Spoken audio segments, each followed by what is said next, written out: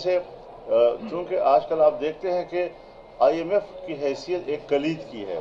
जब तक वो आपको सफ़ेद नहीं करार देगा मालियाती लिहाज से, दुनिया आपकी मदद करने को तैयार नहीं होती।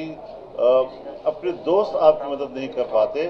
आज चाइना के साथ हमारी गुफ्तगू बड़ी कामयाबी के साथ आगे बढ़ रही है, लेकिन एक चीज़ को मद्देनज़र रखें कि 2014 में 126 दिन का धरना जिसने चीनी सदर के दौरे को मनसूख कराया, आज जब मोहम्मद बिन सलेमान पाकिस्तान आ रहा है एंड उसी दिन को इस्लामाबाद के लिए ऐलान कर देना जिससे कि उनका दौरा मनसूख हो गया, ये किस साजिश के तहत हो रहा है? ये किसके इशारों से हो रहा है?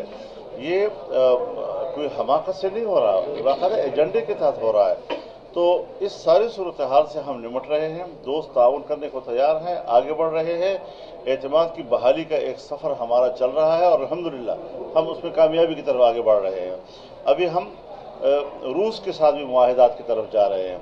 तो इंशाअल्लाह अज़ीज़ ये जो सूरत हाल जिसमें हम घिर चुके हैं और जिससे हमें निकलना एक बहुत बड़ा मुश्किल है, और फिर इसके ऊपर जो है आप सैलाब आ गए कुदरती आफत के तौर पर, तो इससे तो बिल्कुल हमारे मईशत की रीढ़ की हड्डी तोड़ दी है जी। ये सारे वो चैलेंजेस हैं कि जिसके लिए हमें बैठकर तमाम तवानाइयाँ सर्फ करनी चाहिए। जलसे भी हमें करने आते हैं, पब्लिक में भी हमें जाना होता है।